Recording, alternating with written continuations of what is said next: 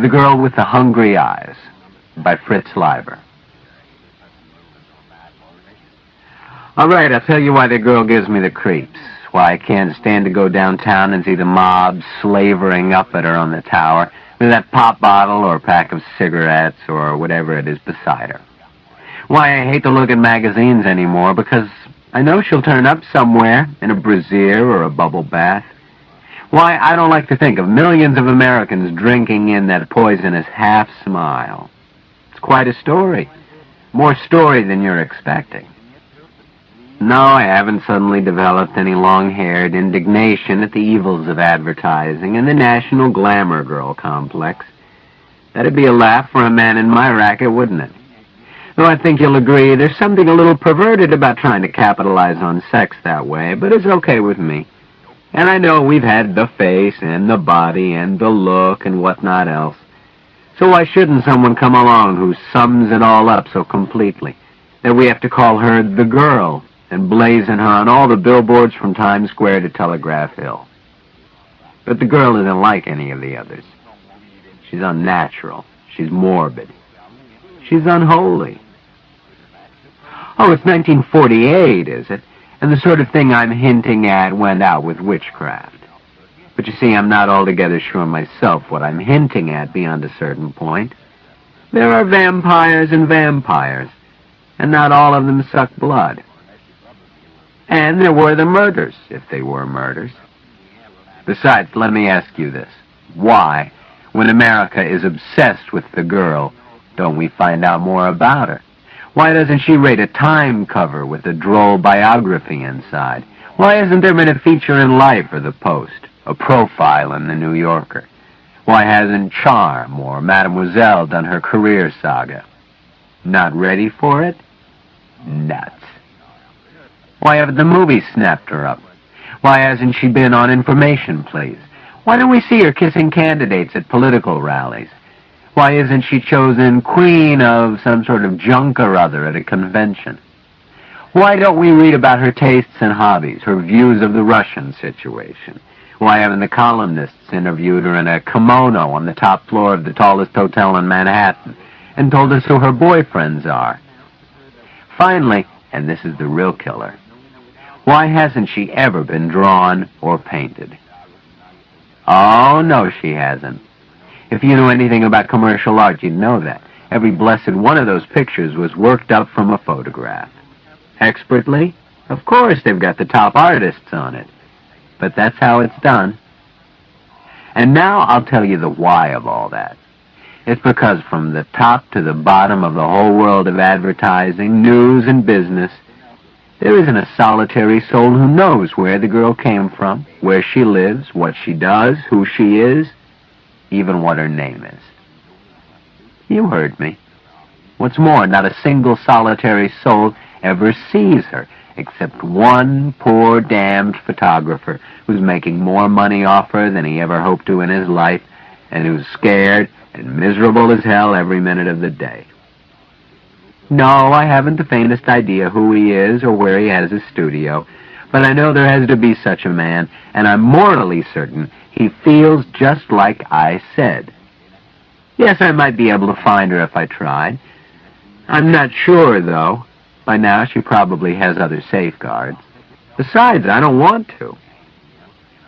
Oh, I'm off my rocker, am I? That sort of thing can't happen in this year of our Adam 1948. People can't keep out of sight that way, not even Garbo. Well, I happen to know they can. Because last year, I was that poor damn photographer I was telling you about. Yes, last year, in 1947, when the girl made her first poisonous splash right here in this big little city of ours. Yes, I knew you weren't here last year and you don't know about it. Even the girl had to start small. But if you hunted through the files of the local newspapers, you'd find some ads, and I might be able to locate you some of the old displays. I think Lovely Belt is still using one of them. I used to have a mountain of photos myself until I burned them. Yes, I made my cut off her. Nothing like what that other photographer must be making, but enough so it still bought this whiskey. She was funny about money. I'll tell you about that. But first, picture me in 1947. I had a fourth-floor studio in that rat hole, the Hauser building, catty corner from Ardley Park. I'd been working at the Marsh Mason studios until I'd got my belly full of it, and decided to start in for myself. The Hauser building was crummy. I'll never forget how the stairs creaked. But it was cheap, and there was a skylight. Business was lousy.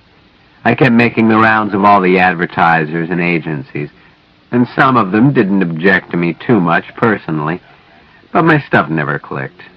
I was pretty near broke. I was behind on my rent. Hell, I didn't even have enough money to have a girl. It was one of those dark gray afternoons. The building was awfully quiet. Even with the shortage, they can't half rent the Hauser. I'd just finished developing some pics I was doing on speculation for Lovely Belt Girdles and Buford's Pool and Playground. The last a faked-up beach scene. My model had left, a Miss Leon.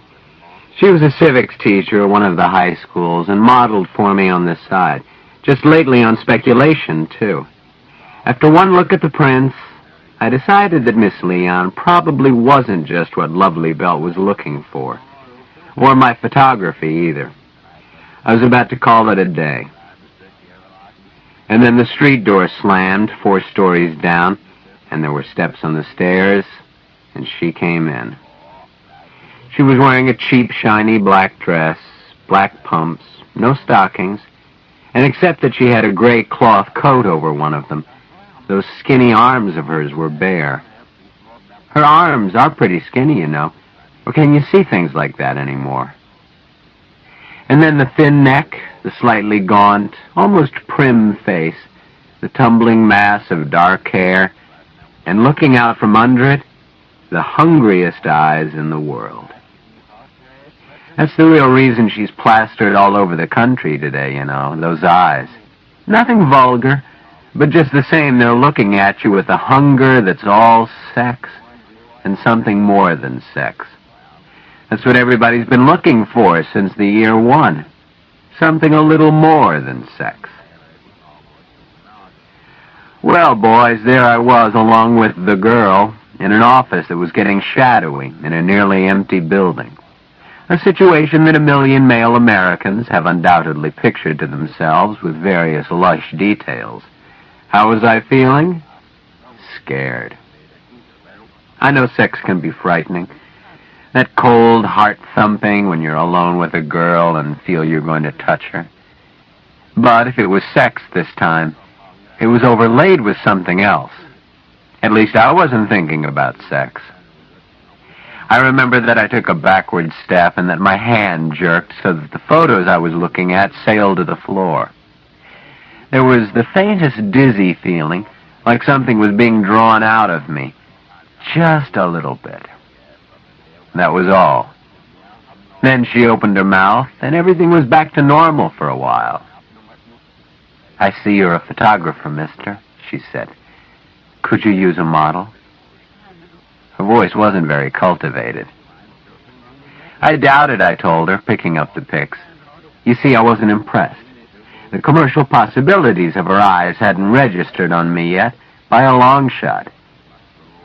"What have you done?" Well, she gave me a vague sort of story, and I began to check her knowledge of model agencies and studios and rates and whatnot, and pretty soon I said to her, "Look here, you never modeled for a photographer in your life. You just walked in here cold." Well, she admitted that was more or less so. All along through our talk, I got the idea she was feeling her way, like someone in a strange place. Not that she was uncertain of herself or of me, but just of the general situation. "And you think anyone can model?" I asked her pityingly. "Sure," she said. "Look," I said, "a photographer can waste a dozen negatives trying to get one halfway human photo of an average woman. How many do you think he'd have to waste before he got a real catchy, glamorous pics of her?" "I think I could do it," she said. Well, I should have kicked her out right then. Maybe I admire the cool way she stuck to her dumb little guns. Maybe I was touched by her underfed look. More likely I was feeling mean on account of the way my pics had been snubbed by everybody, and I wanted to take it out on her by showing her up. Okay, I'm going to put you on the spot, I told her. I'm going to try a couple of shots of you. Understand, it's strictly on spec. If somebody should ever want to use a photo of you, which is about 1 chance in 2 million, I'll pay you regular rates for your time, not otherwise. She gave me a smile. The first. That's swell by me, she said. Well, I took 3 or 4 shots, close-ups of her face, since I didn't fancy her cheap dress, and at least she stood up to my sarcasm. Then I remembered I still had the lovely belt stuff, and I guess the meanness was still working in me, because I handed her a girdle and told her to go behind the screen and get into it, and she did, without getting flustered as I'd expected. And since we'd gone that far, I figured we might as well shoot the beach scene to round it out, and that was that. All this time, I wasn't feeling anything particular in one way or the other, except every once in a while I'd get one of those faint dizzy flashes and wonder if there was something wrong with my stomach, or if I could have been a bit careless with my chemicals. Still, you know, I think the uneasiness was in me all the while. I tossed her a card and pencil. Write your name and address and phone, I told her, and made for the dark room. A little later, she walked out. I didn't call any goodbyes. I was irked because she hadn't fussed around or seemed anxious about her poses, or even thanked me, except for that one smile. I finished developing the negatives, made some prints, glanced at them, decided they weren't a great deal worse than Miss Leon. On an impulse, I slipped them in with the pics I was going to take on the rounds next morning. By now I'd worked long enough, so I was a bit fagged and nervous, but I didn't dare waste enough money on liquor to help that. I wasn't very hungry. I think I went to a cheap movie. I didn't think of the girl at all, except maybe to wonder faintly why in my present womanless state I hadn't made a pass at her. She had seemed to belong to a, well, distinctly more approachable social stratum than Miss Leon, but then, of course, there were all sorts of arguable reasons for my not doing that. Next morning I made the rounds. My first step was Munch's brewery. They were looking for a Munch girl. Papa Munch had a sort of affection for me, though he razzed my photography. He had a good natural judgment about that, too. 50 years ago, he might have been one of the shoestring boys who made Hollywood. Right now, he was out in the plant, pursuing his favorite occupation. He put down the beaded can, smacked his lips, gabbled something technical to someone about hops, wiped his fat hands on the big apron he was wearing, and grabbed my thin stack of pics. He was about halfway through, making noises with his tongue and teeth, when he came to her. I kicked myself for even having stuck her in. "That's her," he said. "The photography's not so hot, but that's the girl." It was all decided. I wondered now why Papa Munch sensed what the girl had right away while I didn't. I think it was because I saw her first in the flesh, if that's the right word. At the time, I just felt faint. "Who is she?" he asked. "One of my new models." I tried to make it casual. "Bring her out tomorrow morning," he told me. "And your stuff, we'll photograph her here. I want to show you. Here, don't look so sick," he added. "Have some beer." Well, I went away telling myself it was just a fluke, so that she'd probably blow it tomorrow with her inexperience, and so on. Just the same, when I reverently laid my next stack of pics on Mr. Fitch, of Lovely Belt's rose-colored blotter, I had hers on top. Mr. Fitch went through the motions of being an art critic. He leaned over backward, squinted his eyes, waved his long fingers, and said, "What do you think, Miss Willow, here in this light? Of course, the photograph doesn't show the bias cut, and perhaps we should use the Lovely Belt imp instead of the angel. Still, the girl... Come over here, Binns," more finger-waving. "I want a married man's reaction." He couldn't hide the fact that he was hooked. Exactly the same thing happened at Buford's pool and playground. Except that DaCosta didn't need a married man's say-so. Hot stuff, he said, sucking his lips. Oh, boy, you photographers. I hot-footed it back to the office and grabbed up the card I'd given to her to put down her name and address. It was blank. I don't mind telling you that the next 5 days were about the worst I ever went through in an ordinary way. When next morning rolled around and I still hadn't got hold of her, I had to start stalling. She's sick, I told Papa Munch over the phone. She at the hospital? He asked me. Nothing that serious, I told him. Get her out here, then. What's a little headache? Sorry, I can't. Papa Munch got suspicious. You really got this girl? Of course I have. Well, I don't know. I think it was some New York model, except I recognized your lousy photography. I laughed. Well, look, you get her here tomorrow morning, you hear? I'll try. Try nothing. You get her out here. He didn't know half of what I tried. I went around to all the model and employment agencies. I did some slick detective work at the photographic and art studios. I used up some of my last dimes putting advertisements in all 3 papers. I looked at high school yearbooks and at employee photos in local house organs. I went to restaurants and drugstores looking for waitresses, and to dime stores and department stores looking at clerks. I watched the crowds coming out of movie theaters. I roamed the streets. Evenings I spent quite a bit of time along Pickup Row. Somehow that seemed the right place. The 5th afternoon, I knew I was licked. Papa Munch's deadline, he'd given me several, but this was it, was due to run out at 6 o'clock. Mr. Fitch had already canceled. I was at the studio window looking out at Ardley Park. She walked in. I'd gone over this moment so often in my mind that I had no trouble putting on my act. Even the faint dizzy feeling didn't throw me off. Hello, I said, hardly looking at her. Hello, she said. Not discouraged yet? No. It didn't sound uneasy or defiant. It was just a statement. I snapped a look at my watch, got up, and said curtly, Look here, I'm going to give you a chance. There's a client of mine looking for a girl, your general type. If you do a real good job, you may break into the modeling business. We can see him this afternoon if we hurry, I said. I picked up my stuff. Come on, and next time, if you expect favors, don't forget to leave your phone number. She said, not moving. What do you mean, I said. I'm not going to see any client of yours.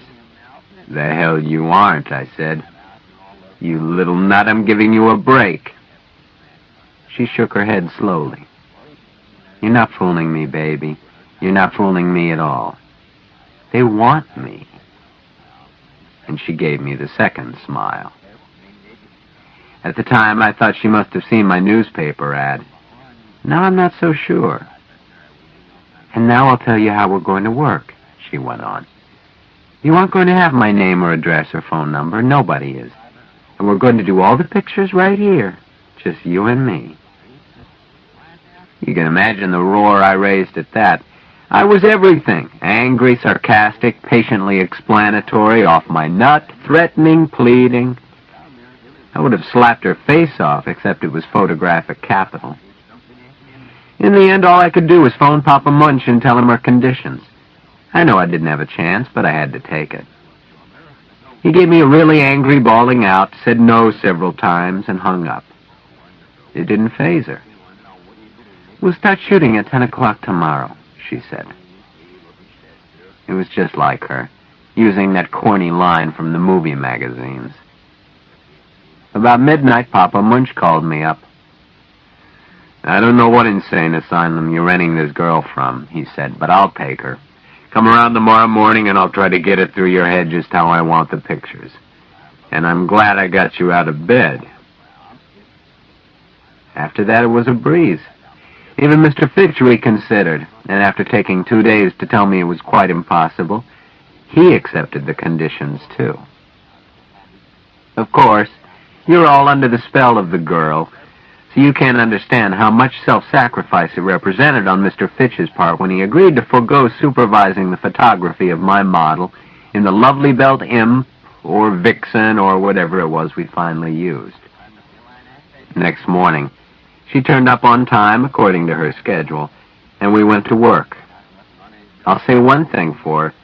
She never got tired, and she never kicked at the way I fussed over shots.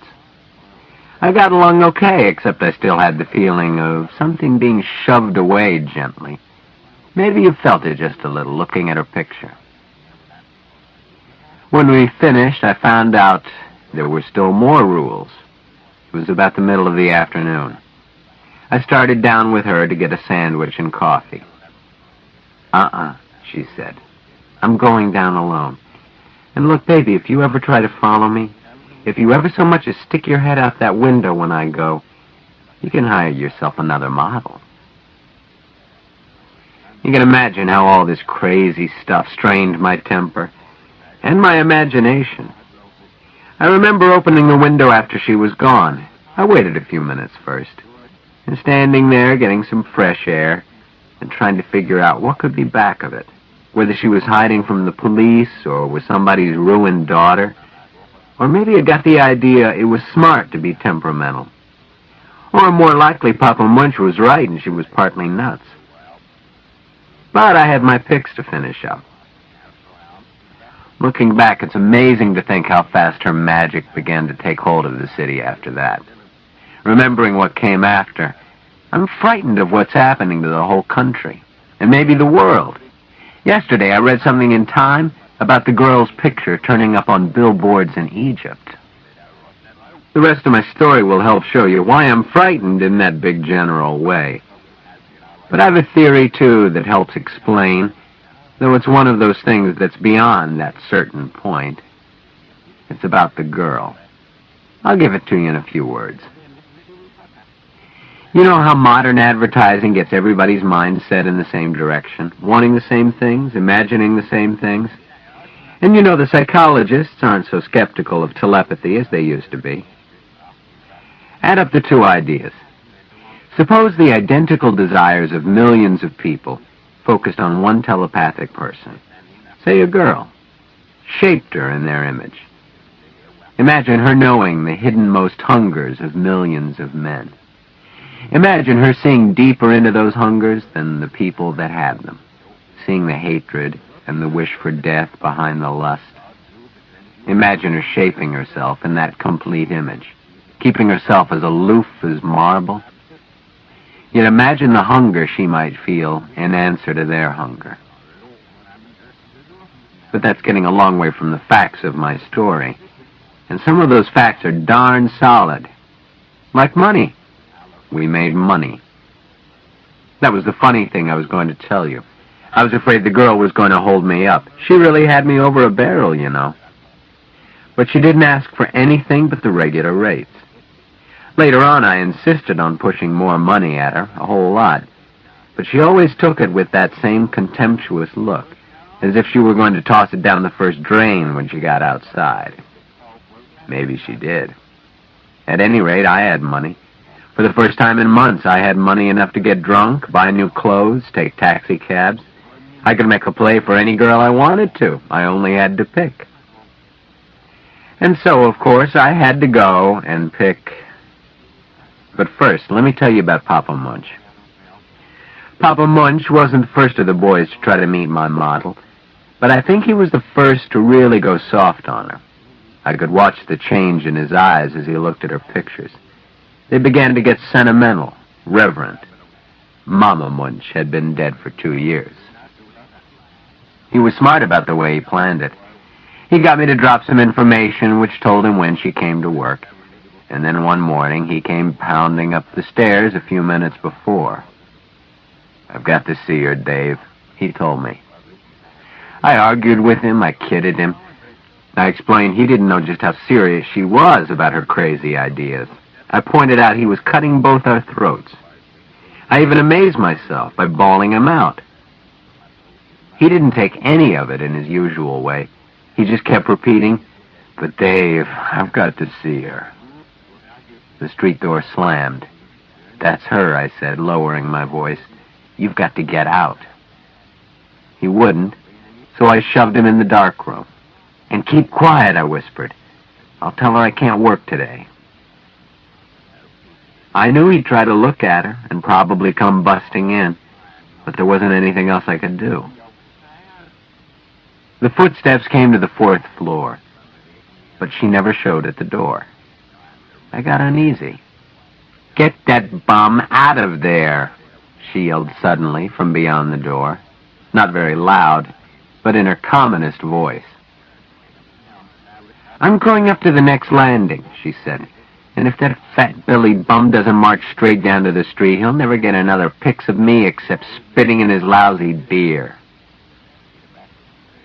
Papa Munch came out of the dark room. He was white. He didn't look at me as he went out. He never looked at her pictures in front of me again. That was Papa Munch. Now it's me I'm telling about. I talked about the subject with her. I hinted. Eventually, I made my pass. She lifted my hand off hers as if it were a damp rag. "Nix, baby," she said. "This is working time." But afterward, I pressed. The rules still hold. And I got what I think was the 5th smile. It's hard to believe, but she never budged an inch from that crazy line. I mustn't make a pass at her in the office because our work was very important and she loved it, and there mustn't be any distractions. And I couldn't see her anywhere else, because if I tried to, I'd never snap another picture of her. And all this with more money coming in all the time, and me never so stupid as to think my photography had anything to do with it. Of course, I wouldn't have been human if I hadn't made more passes, but they always got the wet rag treatment, and there weren't any more smiles. I changed. I went sort of crazy and lightheaded, only sometimes I felt my head was going to burst. And I started to talk to her all the time about myself. It was like being in a constant delirium that never interfered with business. I didn't pay attention to the dizzy feeling. It seemed natural. I'd walk around, and for a moment the reflector would look like a sheet of white-hot steel, or the shadows would seem like armies of moths, or the camera would be a big black coal car. But the next instant, they'd come all right again. I think sometimes I was scared to death of her. She'd seem the strangest, horriblest person in the world. But other times... And I talked. It didn't matter what I was doing, lighting her, posing her, fussing with props, snapping my pics, or where she was, on the platform, behind the screen, relaxing with a magazine. I kept up a steady gab. I told her everything I knew about myself. I told her about my first girl. I told her about my brother Bob's bicycle. I told her about running away on a freight and the licking Pa gave me when I came home. I told her about shipping to South America and the blue sky at night. I told her about Betty. I told her about my mother dying of cancer. I told her about being beaten up in a fight in an alley behind a bar. I told her about Mildred. I told her about the first picture I ever sold. I told her how Chicago looked from a sailboat. I told her about the longest drunk I was ever on. I told her about Marsh Mason. I told her about Gwen. I told her about how I met Papa Munch. I told her about hunting her. I told her about how I felt now. She never paid the slightest attention to what I said. I couldn't even tell if she heard me. It was when we were getting our first nibble from national advertisers that I decided to follow her when she went home. Wait, I can place it better than that. Something you'll remember from the out-of-town papers. Those maybe murders I mentioned, I think there were 6. I say maybe because the police could never be sure they weren't heart attacks. But there's bound to be suspicion when heart attacks happen to people whose hearts have been okay, and always at night when they're alone and away from home, and there's a question of what they were doing. The 6 deaths created one of those mystery poisoner scares, and afterward there was a feeling that they hadn't really stopped, but were being continued in a less suspicious way. That's one of the things that scares me now. But at that time, my only feeling was relief that I'd decided to follow her. I made her work until dark one afternoon. I didn't need any excuses. We were snowed under with orders. I waited until the street door slammed, then I ran down. I was wearing rubber-soled shoes. I'd slipped on a dark coat she'd never seen me in, and a dark hat. I stood in the doorway until I spotted her. She was walking by Ardley Park toward the heart of town. It was one of those warm fall nights. I followed her on the other side of the street. My idea for tonight was just to find out where she lived. That would give me a hold on her. She stopped in front of a display window at Everly's department store, standing back from the glow. She stood there looking in. I remembered we'd done a big photograph of her for Everly's to make a flat model for a lingerie display. That was what she was looking at. At the time, it seemed all right to me that she should adore herself if that was what she was doing. When people passed, she'd turn away a little or drift back farther into the shadows. Then a man came by alone. I couldn't see his face very well, but he looked middle-aged. He stopped and stood looking in the window. She came out of the shadows and stepped up beside him. How would you boys feel if you were looking at a poster of the girl and suddenly she was there beside you, her arm linked with yours? This fellow's reaction showed plain as day. A crazy dream had come to life for him. They talked for a moment, then he waved a taxi to the curb. They got in and drove off. I got drunk that night. It was almost as if she'd known I was following her and had picked that way to hurt me. Maybe she had. Maybe this was the finish. But the next morning she turned up at the usual time, and I was back in the delirium, only now with some new angles added. That night when I followed her, she picked a spot under a street lamp opposite one of the Munch Girl billboards. Now it frightens me to think of her lurking that way. After about 20 minutes, a convertible slowed down going past her, backed up, swung into the curb. I was closer this time. I got a good look at the fellow's face. He was a little younger, about my age. Next morning, the same face looked up at me from the front page of the paper. The convertible had been found parked on a side street. He had been in it. As in the other maybe murders, the cause of death was uncertain. All kinds of thoughts were spinning in my head that day, but there were only two things I knew for sure: that I'd got the first real offer from a national advertiser, and that I was going to take the girl's arm and walk down the stairs with her when we quit work. She didn't seem surprised. "You know what you're doing?" she said. "I know." She smiled. "I was wondering when you'd get around to it." I began to feel good. I was kissing everything goodbye, but I had my arm around hers. It was another of those warm fall evenings. We cut across into Ardley Park.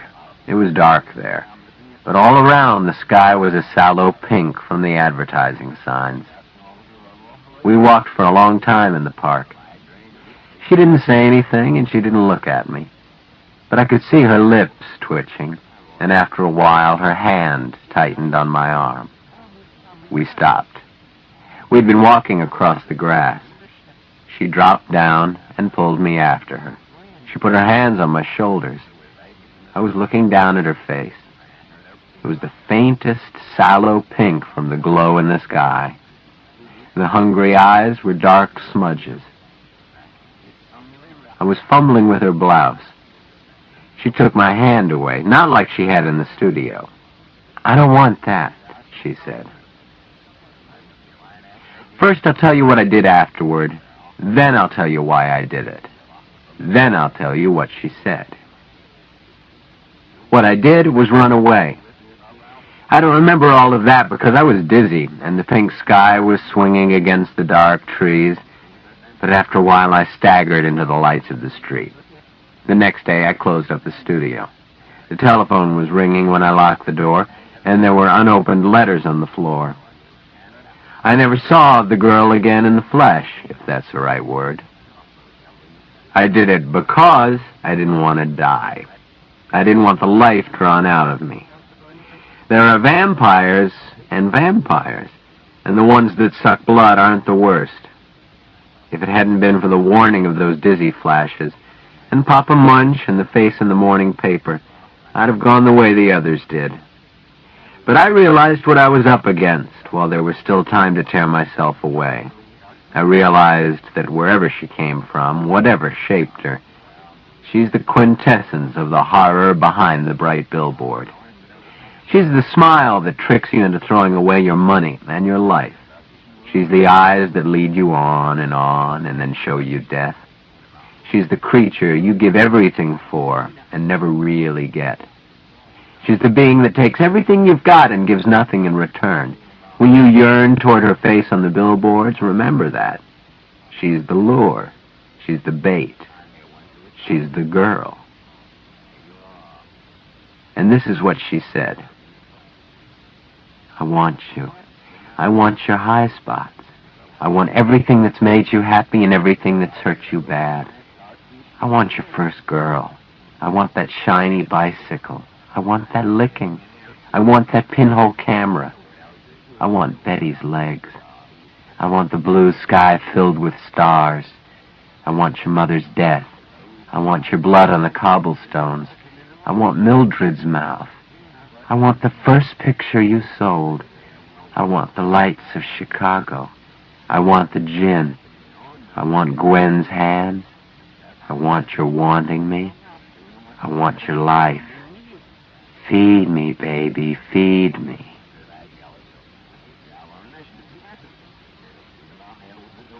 I originally wrote The Girl with the Hungry Eyes for the first issue of a magazine Donald Wollheim was trying to publish. That project didn't work out, but instead, the story was published in Avon's original anthology called The Girl with the Hungry Eyes, 1949, edited by Wollheim.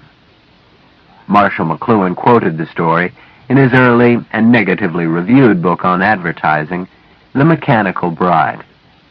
I later wrote a story called The Mechanical Bride as a kind of joke in response. Fritz Leiber.